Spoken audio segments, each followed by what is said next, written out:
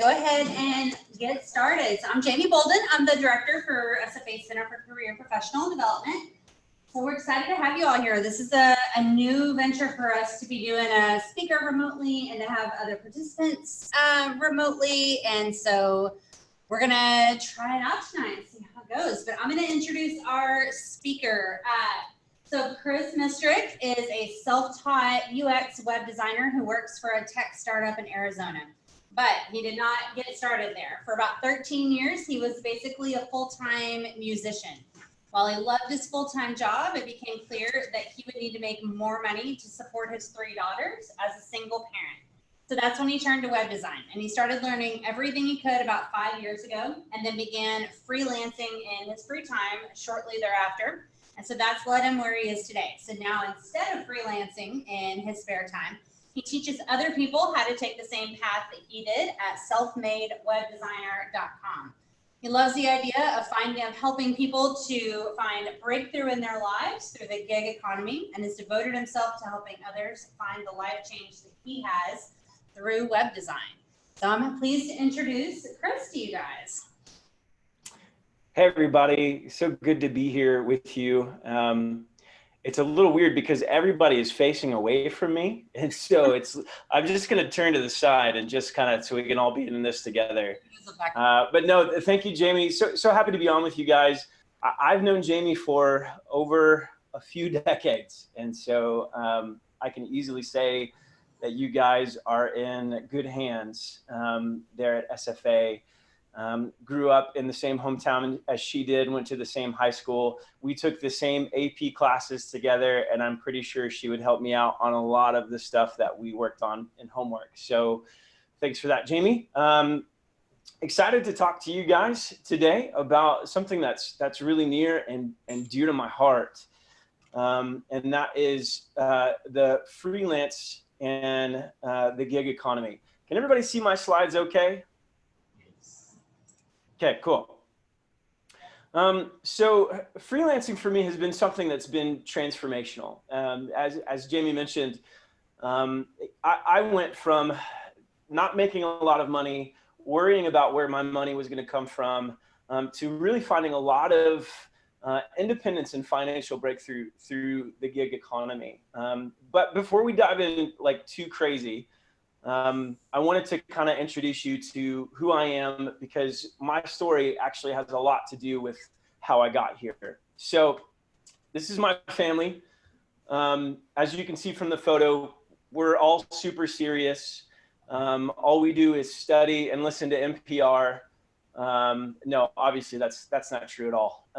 We're a silly family, okay? Like my wife, put it really well when she said we're the perfect outtake family, right? Like the outtakes at the end of the movie where everybody's just screwing around. Like that's us. Like you scroll through our phones or our photos on our computers, and this is the majority of what you see. A lot of times if you scroll through my phone, you'll see my daughters doing what they believe to be their YouTube channel, which is actually them just recording themselves on my cell phone, but we won't tell them anything different. So we're a lot of fun, and we're pretty rowdy, but it hasn't always been this way. It was 5 years ago that my wife of 10 years actually walked out on me. And when she walked out, so did over half of my income. In case you're having trouble kind of connecting the dots, she made more money than I did, okay? And that was always kind of the plan. We'd always kind of anticipated that I would be the musician, I would pursue my passion projects, and we would do this together as a family. She would have the real job and make the majority of the money. But when our 3rd daughter was born, she started having some pretty hard struggles with mental illness. And we fought through that for about 1.5 years, and we came to the end of it, and she decided that she was done. So not only had a lot of relational investment and love that I poured into this kind of left, and I'll have my tissues later to cry on my own shoulder. So this isn't a sob story. There's a good ending to it. But I needed to actually find a way to support myself and to support my 3 girls. along the way. And so that's when I decided to try to figure this out. But I had a dilemma. Obviously, being a dad and having just gone through a divorce, I knew that time with my kids was at the highest level of a priority, right? Like they needed me now more than ever. So I had some pretty harsh standards when it came to things that I could or couldn't do to make money. So the first one was I needed to be able to work from home, right? I wanted to be able to be available to my girls at the drop of the hat. Like if they needed me and school called, I was there within a matter of minutes. So it had to be something that I could do essentially while they were sleeping, and I didn't have to leave the house. Another thing was it needed to be worth my time, right? There's a lot of ways that you can make money right now in the world. But what happens is you end up working a lot, but not getting paid really well. So I wasn't interested in this. I wanted to make close to my hourly wage at my full-time job, and would hope to make much more than that. So that was another one. It had to be worth my time. And finally, it had to be something that I didn't necessarily need to go back to school for. Budget was tight, time was tight, so it needed to be something that I could do in my free time, become proficient at, and not necessarily have to have someone teach me how to do it. So without much background at all, I decided to learn web design. And thankfully, about a year before I jumped into freelancing, I started to learn web design on my own. And the reason was because my now ex-wife was starting to learn web development, and I was looking for ways to kind of interact and be able to relate with her. So with that little bit of knowledge, I just started telling people, hey, I'm a web designer. I'd love to build your website for you. I told my friends, I told literally my mom's friends, I told clerks at Walmart, I told every single person that I could think of, hey, I'm getting into web design and I would love to help you out. So I was the guy at like social events that was always like pushing multi-level marketing schemes, you know, like that was me, right? Like I'm handing out my card and I would tell people, you want to get on the ground floor of this kind of thing because you can make a lot of money, right? So maybe not that annoying because web design is an actual skill. It's not just getting people to sell things for you. But suffice it to say, I was probably a little annoying, but it worked. Eventually people started reaching out to me and saying, hey, I heard, I don't know how this is crazy, but I heard that you were in web design. I'm like, I don't know how you heard that. I haven't told many people, so it's crazy. This must be just a divine moment. So finally, one day, a friend of mine trusted me to work on her website. She was a fitness trainer that had a gym inside of her garage, and I didn't have any standards. And so I said, I'll build a website for literally anybody doing anything. So yes, of course, I will build you a website. And so that's when my freelance web design side hustle was born. And it was messy. You know, there was a lot of learning curves. It took me a long time, but eventually other friends started seeing the websites that I was building. And so those friends told more friends, and their friends told other friends. And finally, I had a few people who began to ask me, can you build me a website? And the answer was always yes. For no matter what amount of money you were willing to give me, I will do it. But eventually that kind of dried up. I think pretty much everybody I knew, I built a website for. Everybody that had a business or was thinking about starting a business or wanted a blog, you know, they had a writing idea and I'm like, here, I'll build you this. And I would do it. So that ran out and I had to figure out other ways to continue to freelance and to make money. And so that's when I turned to Upwork. And then maybe you've heard of Upwork. But if you haven't, essentially the idea is Upwork connects freelancers with people or businesses looking to have projects done. So if you're a client, you go on Upwork and you post a job and you say, I need this kind of website and I'm willing to pay this much kind of money. So then freelancers come on and they'll bid and say, I can do this type of website for this much money. They interview you, which is basically like a series of back and forth messages. on the platform. And then the clients pick out the winning freelancer to do their project. And at first it was slow going, right? So I think I was on for 3 months, just putting in bids and talking to people, and nothing was happening. And I had almost given up. But then one day I got a beautiful message in my inbox. And I don't know if you've ever, like, a social media alert has like given you butterflies in your stomach. Like maybe for you guys, it's like sliding into someone's DMs or whatever. I don't even know if that's what they're calling it these days. But yeah, so that's what this did for me. It's like the heavens opened up, angels were singing, and I had a message from a potential client. And so I took this job, and even though I wasn't getting paid nearly as much as I should have, I did my best. I worked my whole heart into it. I did a good job, and thankfully got good feedback from this particular job. And so what happens on Upwork is, if once you get feedback and once you show that you have a history on the platform, it becomes much easier to find more and more work. And so that's what I did. Projects started pouring in. I started getting really busy. Then all of a sudden I was featured on one of their web pages. And so more and more projects started coming in. And then eventually, before I knew it, I doubled the income of my full-time job by working an average of 18 hours per week as a web designer. So pretty fantastic, like the dream come true from what I started when I first began, just telling people, hey, I'll build you a website. Later on, Upwork decided to go public as a company. So they hit the stock markets, and in an effort to advertise this to the world, they did an advertisement campaign in Times Square where they featured real freelancers from the platform, like right in the middle of downtown Manhattan.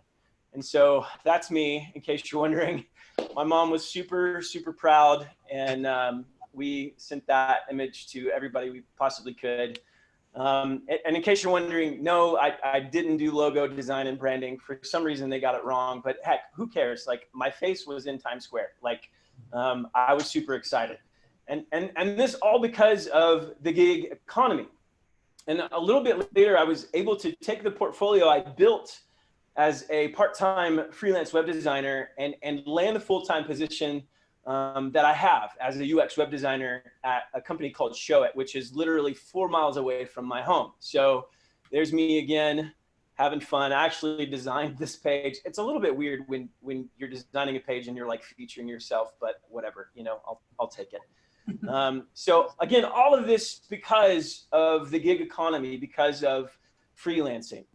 And so now, like Jamie mentioned, instead of freelancing in my free time, I help people just like you go from knowing nothing about design, nothing about development, and nothing about freelancing to having thriving freelance businesses or full-time careers in web design at selfmadewebdesigner.com. And web design and the gig economy was so life-changing for me that I'm actually pretty passionate about showing people that you don't have to be stuck in a job that you hate. Like, even you guys right now with where you are in college, like, you don't have to be flipping burgers. You don't have to be working for a moderate income or minimum wage, right?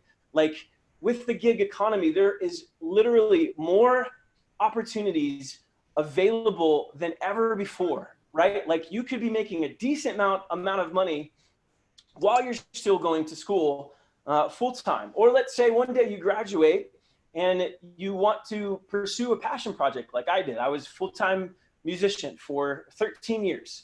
And I didn't want to give up on the dream. And so I used freelancing and the gig economy as a way of still being able to eat and save for retirement and have a home and different things like that. So there's more opportunities now than there ever have been before. If you think about it, like, only a few years ago, the jobs that you were available to have were pretty much dictated by the town that you lived in, right? Like, the company that, or the town that you grew up in, or where you moved to.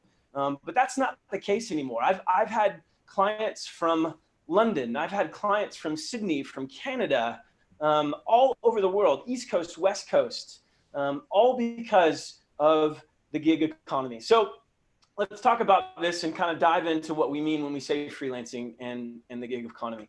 When we say gig economy, we mean one-off projects that a company or individual contracts out to another person or an agency. It's limited in scope, and most of the time doesn't come with anything other than a payment. So there's no insurance benefit or workplace perks. So in plain English, it's someone saying, I need this thing done. You're not my employee, but I'll pay you to do it, right? This isn't necessarily new to the workforce, right? Freelancing and contracting or moonlighting has been around for years. One of my favorite shows of my parents when I was a kid was a show called Moonlighting with Bruce Willis. If you've never heard of it, don't waste your time. It's actually pretty bad, but for some reason I'm remembering that while I'm talking to you guys virtually from another part of the world.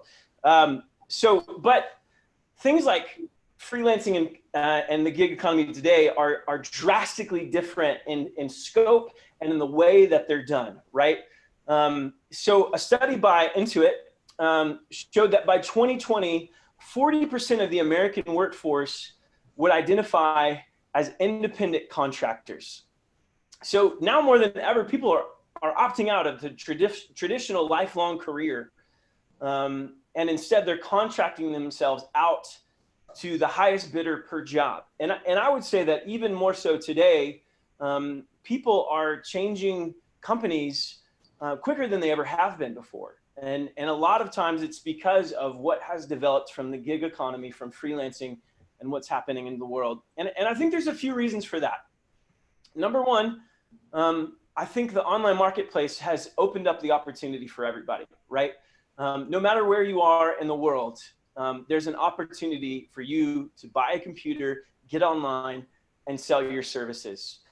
There's sites like Upwork, Freelancer.com, peopleperhour.com, and they've proven to be a great source of projects and income for independent contractors. I know a gal who's a graphic designer who on Upwork last year made over $200,000 from Upwork alone. So this isn't just a little bit of money per year and you're scraping by. This can be legitimate jobs that you can find on the marketplace. Another reason why people are opting out of the traditional career path is they have a distrust in the traditional model, right? Like the recession came and everybody got scared, right? Because places that had employed people for years were all of a sudden letting everyone go, right? I even know of some people who are now freelancers because they were laid off at their job and then they started to work independently. And so you've probably heard this as well. A lot of people are talking about another recession that's about to happen. Like we don't know. I don't know if in Texas it hit very big, but out here in Arizona, it was huge. A ton of my friends lost their jobs and their homes, and it was pretty tough. But as a freelancer, this is a way that you can kind of recession-proof your career, or at least help you through rough times if something like that should happen. And finally, people are opting into contract work because of the flexibility that it provides. For instance, I have a friend who is a digital nomad, and if you've never heard of that term before, basically what it means is about every month he will travel to a different country, sometimes a different continent, set up shop in like an Airbnb, and work from that place, right? And then he'll come back to Arizona for a little bit, and then he'll go out to a different country, and he just does this again and again. That's not uncommon. There are a lot of people that live that lifestyle and would prefer travel and contracting themselves out as freelancers. Another part of flexibility is it gives you the ability to spend time with your family. And this was my case. I loved being able to say, I write my own hours, right? Like if my kids need me, I can stop my work and I can pick it back up later. As long as I'm hitting my deadlines, there's nobody that says you have to come in from 8 to 5 or 9 to 6 or whatever. You're pretty much in control of your schedule.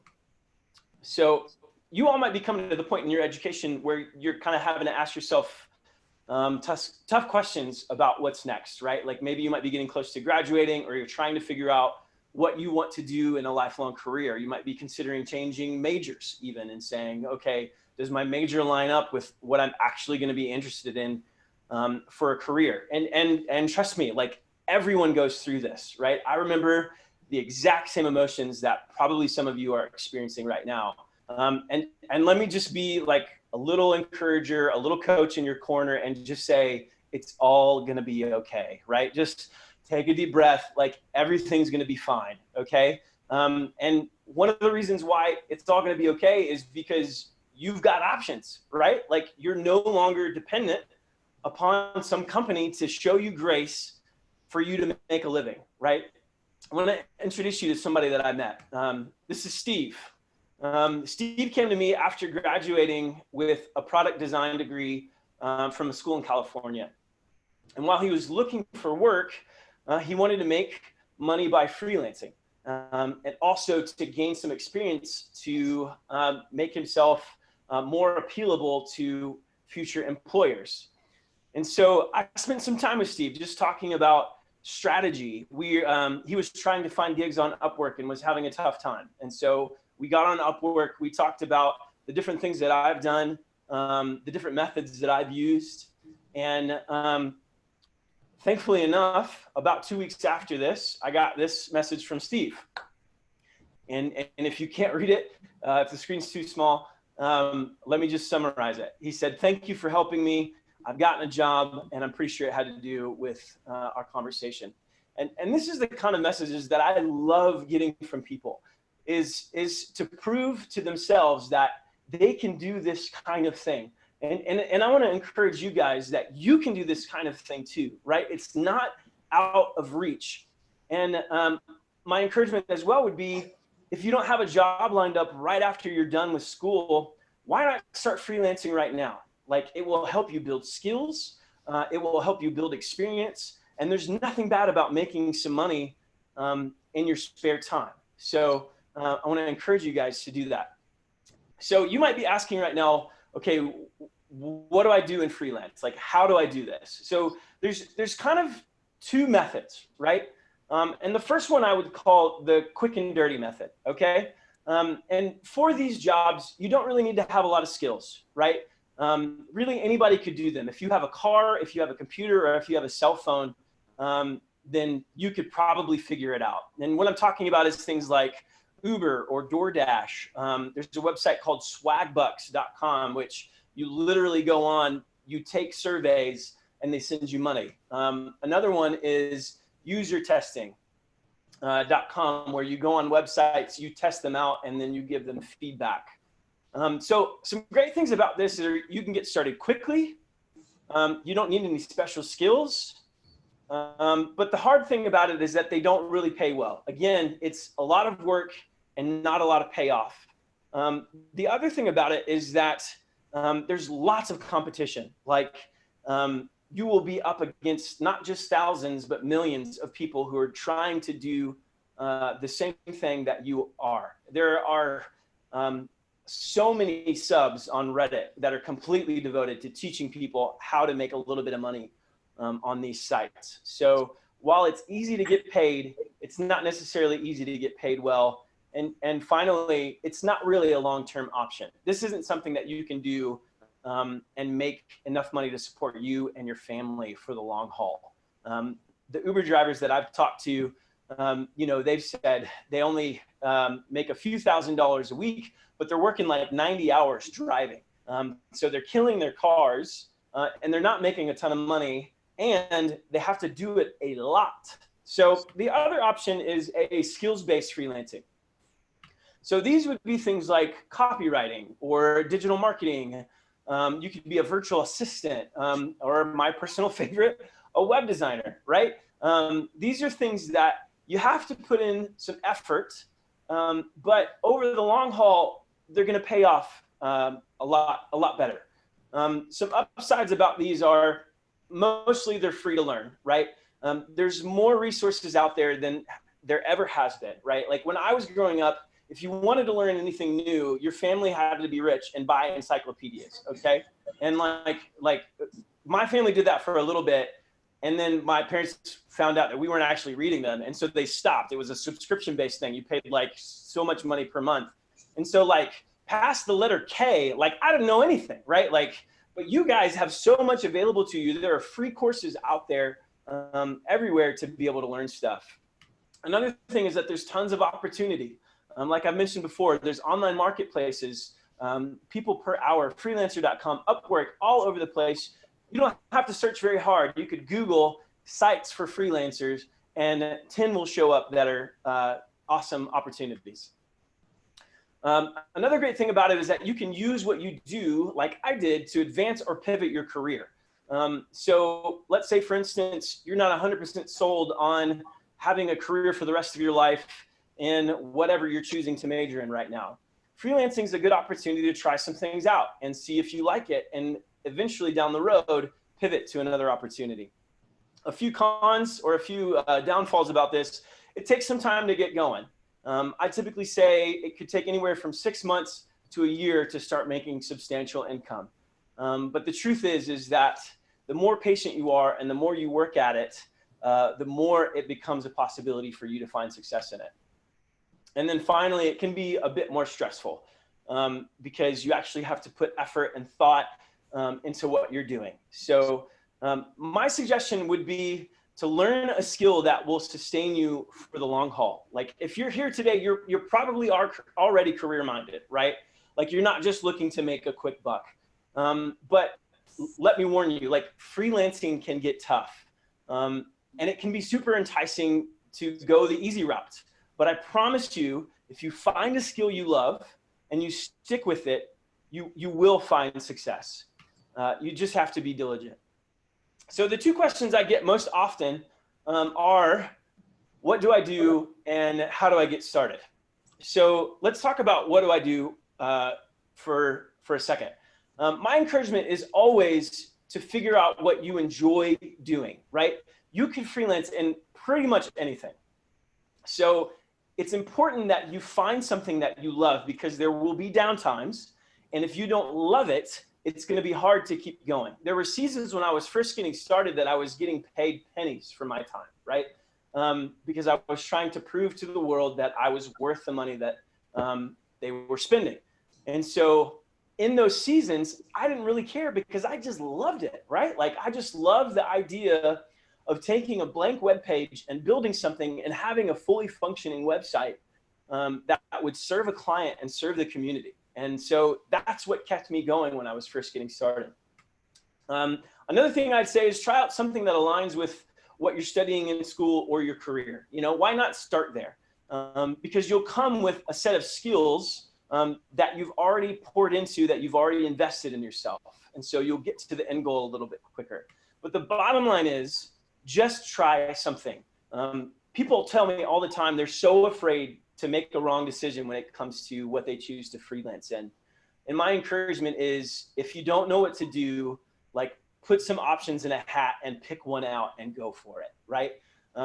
Here's the truth about careers. Like hardly any of us will have the same career or the same job from the moment we graduate from college until the end of our working life, right? Like most of the time, not only will we change companies multiple times in a short span, but probably we'll change careers. You know, we'll go from being teachers to being pharmacists or physicians to being lawyers or whatever it is.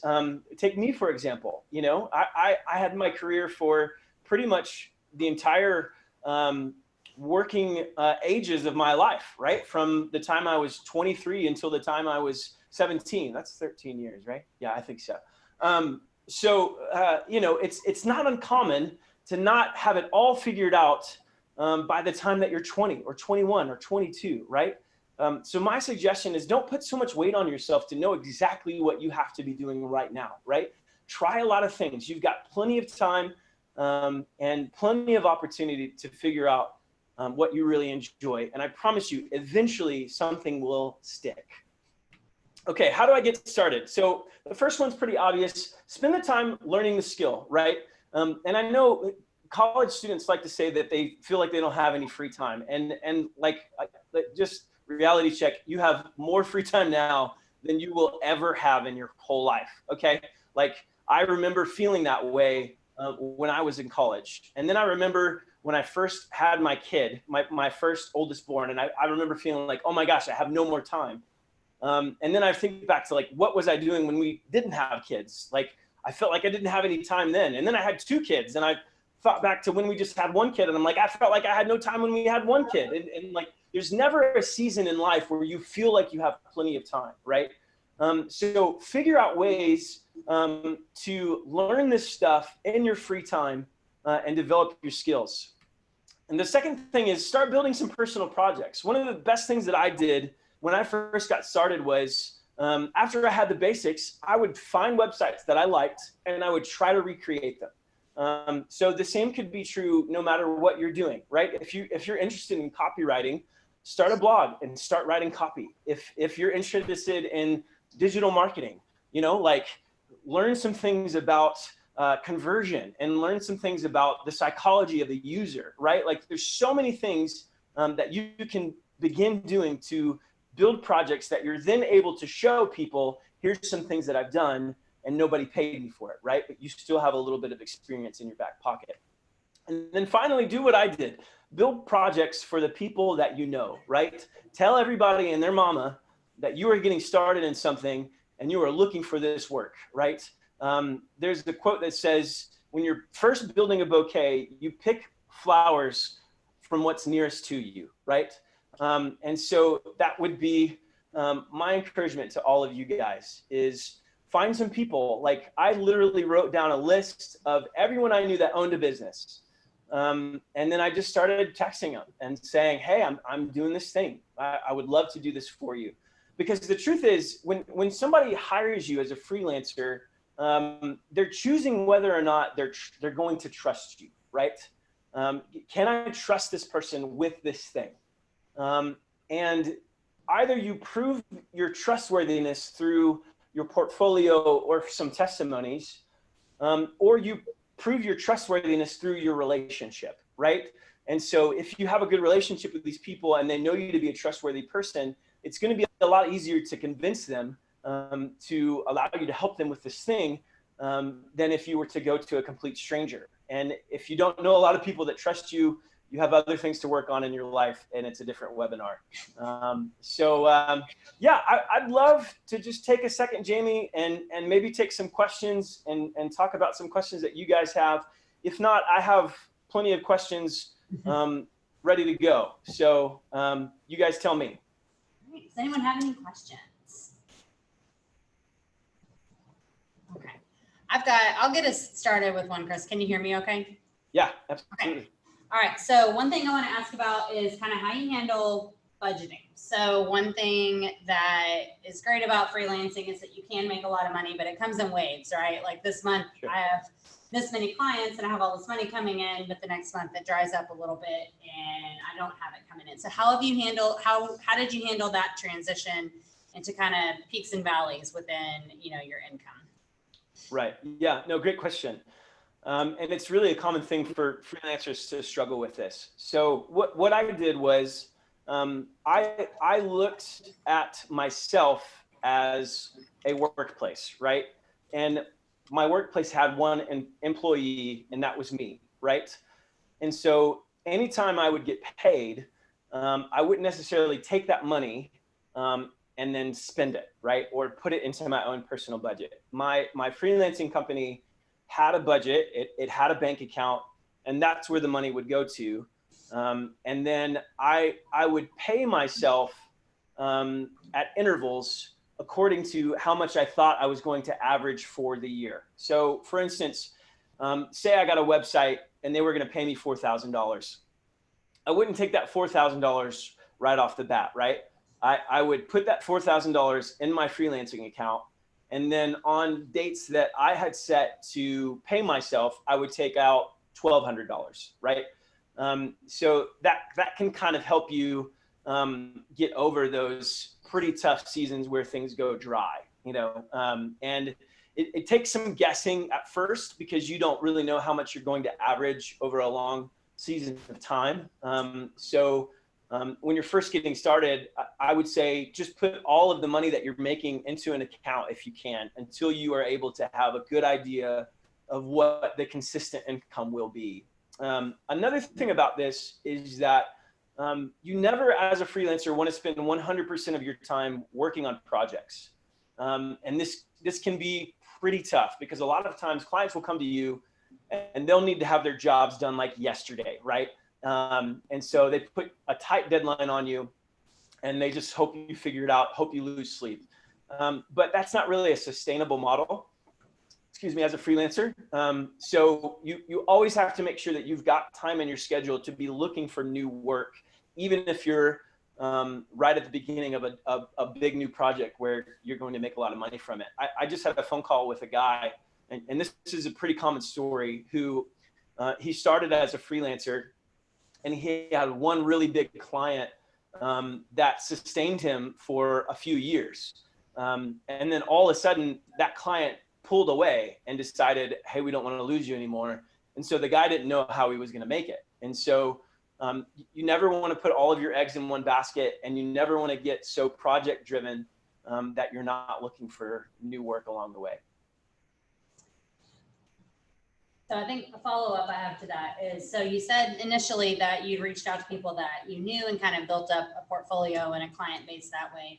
People who I know who have worked as freelancers, especially within graphic design and web design, they run into this situation a lot where people reach out to them and offer them jobs, but when they ask to be paid, they're told, oh, well, we just thought that you would do it for the experience, or, you know, it doesn't take that long. So, you know, we thought, or we think that you're charging too much money for it, because they don't have an idea of what, Sure. you know, comparable rates are. So how did you make that transition from doing it for experience and kind of getting paid pennies versus getting a livable wage out of it? 100%. Yeah. So when I started, and I think this isn't too uncommon for a lot of people, you know, like I wasn't making a good hourly wage. You know, I was spending, you know, essentially what was 80 hours and I was making $500 a website, right? But with every project, I would go up in rate. So my next project from 500 was 750. And then from 750 to 1300, and then 1300 to 2000, and then 2000 to 3000, until I finally got to a place where, okay, now this is a good hourly wage. I spend about 60 hours on a website and I make somewhere around $4,000. And so, you know, that's about $75 per hour. That's great. I'm happy with that. And I've actually had to go up since then, because there's actually a lot of psychology when it comes to pricing. People associate a higher price with a better value of a product, right?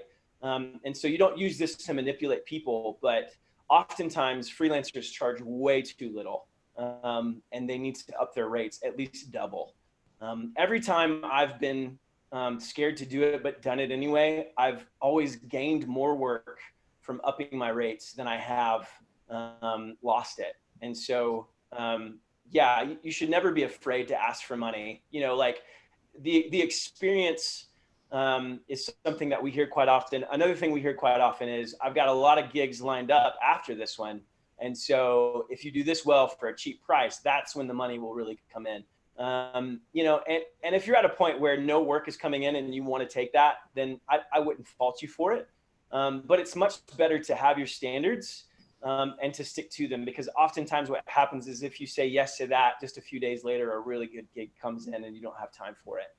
And another thing is, make sure that you're upfront every single time with a project that you have, both verbally and with a contract. As a freelancer, there is no guarantee that you're going to get paid without a contract. And even sometimes with a contract, there's not a guarantee that you're going to get paid. And so for sure, make sure you start out with a contract. Another thing is, don't give anything to the client until you get paid. And it's kind of a trust thing. But I typically say every project I do, I need half of it up front. And then either half at the end of it or 35% within a month. And then the remainder once we finish the project. So how you do your pricing will be determined by a lot of different factors, but that's what I found has worked for me. Yeah, go ahead. For a freelancer, do you need to receive a 1099 from every client that you do work for tax purposes? Can you hear him, Chris? Yeah, I heard that. Okay. Some clients will, you know, and it's not necessarily on the client to give that to you. Anything that's over $750, like, you know, they'll probably want to put it in their books and therefore report it to the government. But sometimes they don't, and so you just do it yourself. And it's something good to that, like a piggyback off of that. Make sure that if you do get money from a gig, you're not just taking 100% of it. I just, like, as a carte blanche, put about 25% away for tax purposes out of everything that I make. And so, you know, you guys will have to talk to a tax professional to see how much you should be putting away. You know, because it'll depend on how much you make. It'll depend on, like, you know, where you're at in life. Of course, with students, I have no clue how taxes work. But yeah, just be careful with that, because you don't want to come to the end of the year and realize that you owe the government $6,000 and you don't have it, you know? So another thing with taxes and freelancing is you don't just pay once a year. You're supposed to pay quarterly. If you make a certain amount of money, you know, so it has to be kind of substantial. But if you get to a certain point where you're making a good deal of money throughout the year, don't wait until tax season to put your money in, because you'll actually get pinged and fined for not doing it quarterly. Go ahead. So do you use any ad to advertise your business? Yeah, good question. I've tried ads, but they've never worked for me. I think it's because I'm just bad at them. I'm better at building websites, and I'm better at talking to people. And so I've never found a need to do that. But ads can be helpful, you know, and there's plenty of resources online to learn, you know, how to do Facebook ads, how to do Google AdWords. But it's a pretty tough market, because everybody is trying to get that space, right? Like, Facebook changes their rules every month or something, you know, and everybody's trying to market on Facebook. So I don't want to discourage you, but, you know, for me, it's always just been more pain than it was worth. So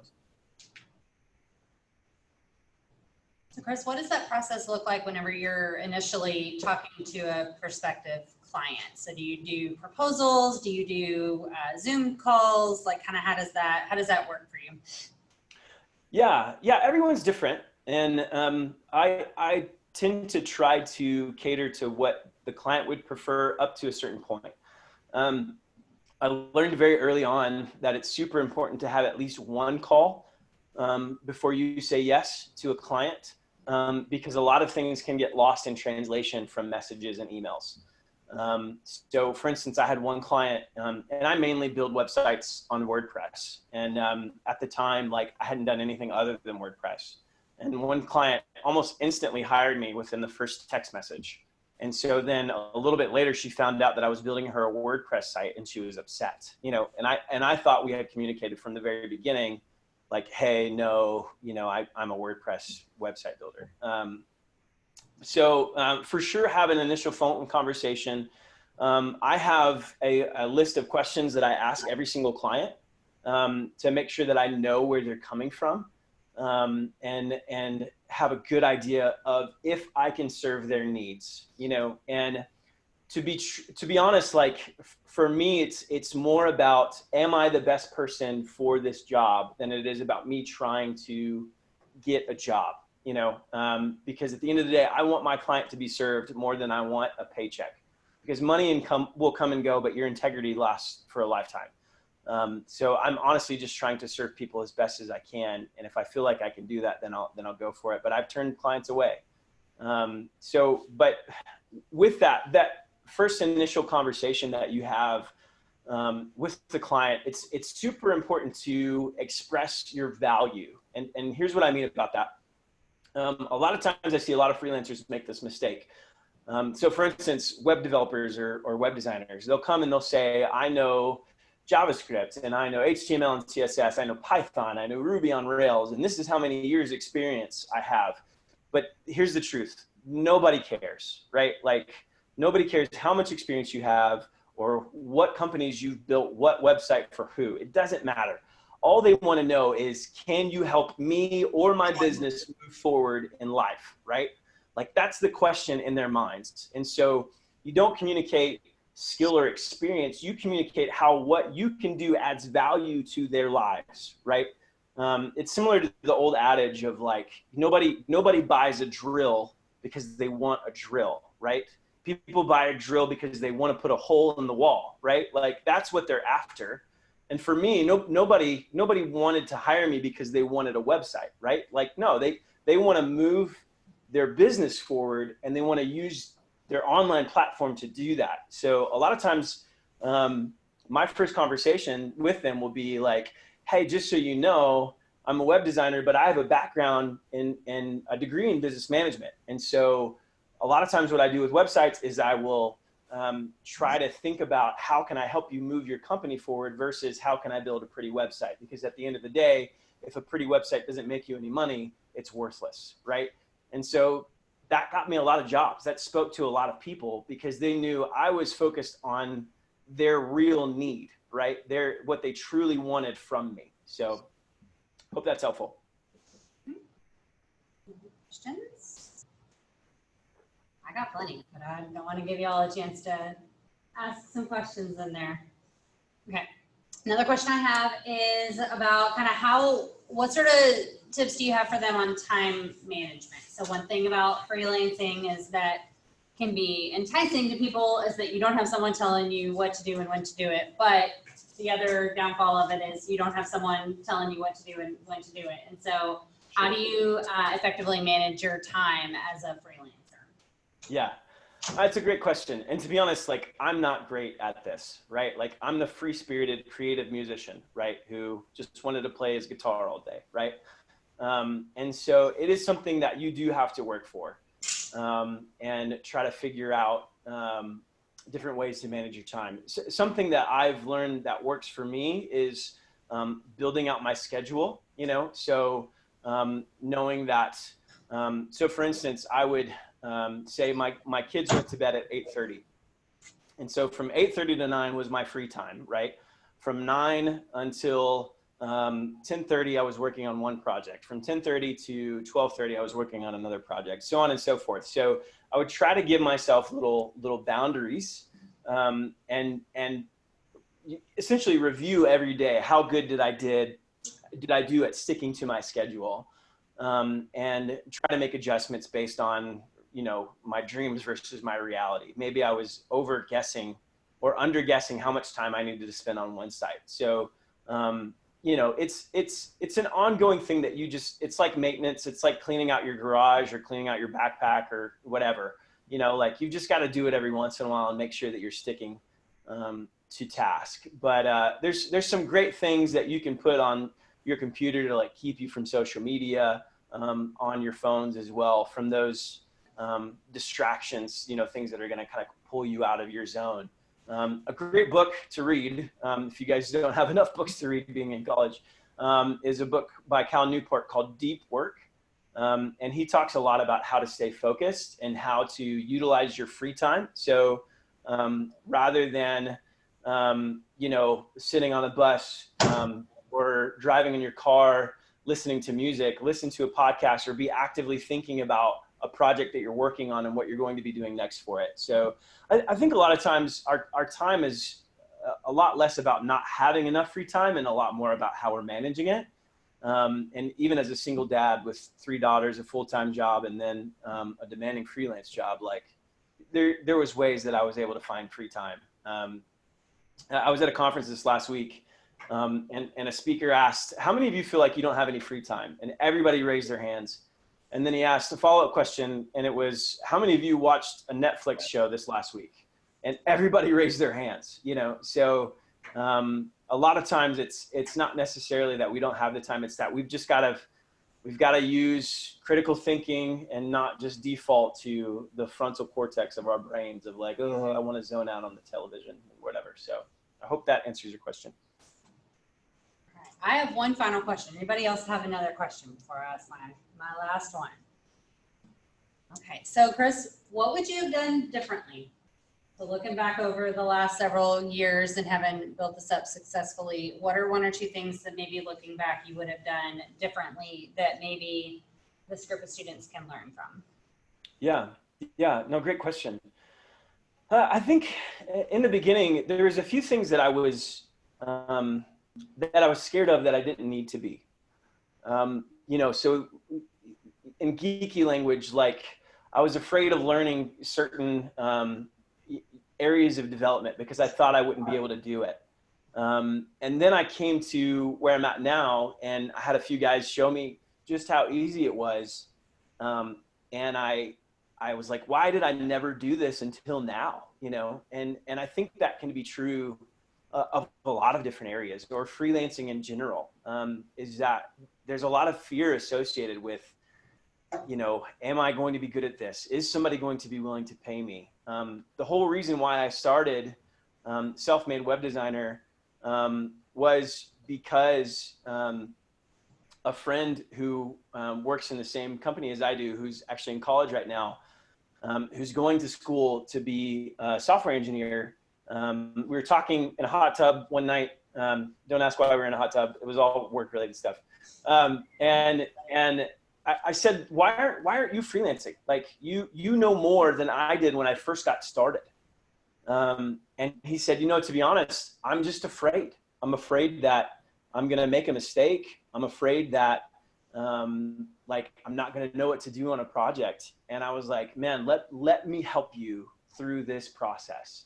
And sure enough, he went on to get a gig and made $750 almost a month after we had that conversation. And I didn't really even help him that much, it wasn't like I was the sage and I showed him how to do everything. No, I gave him a few pointers. I pointed out some things, and he pretty much did the rest of it himself. So I would say if I could go back, I wouldn't be so fearful. Hey, can you show them the website that you set up for them off of yours? Yeah, absolutely. Let me go into this, and I'm just going to get through. Here's all my common questions you guys have to suffer through. Okay, cool. Yeah, so it's selfmadewebdesigner.com/SFA. There's a lot of posts that I've written about that I've actually referenced, a lot of things that I've said today. So that's all on that page. If you guys just want to have a phone call, I'm happy to do that. There's a button to set up a 15-minute call with me if you want to talk about getting started. It could be in web design. It could be in whatever. I've had a lot of experience in a lot of different areas because I've worked with a ton of freelancers along the way. And obviously also follow me on Instagram if you're there, Chris Misterek, pretty easy. So outside of mine and Chris's connection, thank you for telling them how long we've known each other. From our connection from high school, yeah. One thing I really thought was awesome about what Chris does is that currently he offers this assistance for free. And so there's not anything that he's trying to, it's not a pitch to try to sell you on his information or anything like that. Currently he's offering, this information in there for free. And so because I know sometimes when you hear that kind of stuff, it's too good to be true. Chris offers it just as kind of a mentor, a mentorship thing. When we talked about it, he said, that's my side project now, is helping other people to be successful in it. And so you can feel free to reach out to him. He's not going to try to upsell you on stuff in there. He's just eager to help, which is why I reached out to him to do this with y'all. Any other questions or anything? Mm-hmm. How much people are willing to pay to learn the skill that you're teaching? How much are people willing to pay to learn the skills that you're teaching? Yeah. Okay. How much are people willing to pay me? Yeah. Nothing, because I don't have anything. I literally, so there's kind of two routes that you can go to learn web design, right? You could do self-taught, which is like what I did, and that's certainly available. But there's also what's called boot camps. If you go that route, where I think, I have an article on boot camps on my website where I think the lowest priced one was about $8,000 for over about a 6 to 8 month time period. And so it just depends, on what it is that, you know, where you're going to, you know, but yeah, obviously, as Jamie said, I actually don't even have anything to sell right now. So I talked to a guy today who was like, I went on your website and I clicked on to set up a phone call, and I was like, this is all I got to do. And I'm like, yeah, like I just love doing this. It's a joy to me to be able to talk to you guys. So. All right. Well, we're gonna wrap up on our time. Let's give Chris a round of applause for his time it's currently maybe gonna snow here tonight, so enjoy sunny Arizona. Yeah. Yeah, I'm sweating right now. Yeah, I have a puffy parka that I brought with me tonight. Nice. Okay, so I will send out something via the handshake. I'll send out something to everybody who attended with a link to the recording in case y'all want to go back and re-listen to anything, but also Chris's contact information and that website and stuff like that. But thank you guys so much for coming. If y'all have not had a chance, please check in on the tablet over there to make sure that we get you checked in for the event. But Chris, thank you so much. Absolutely. Thank you guys. Really appreciate being on with you.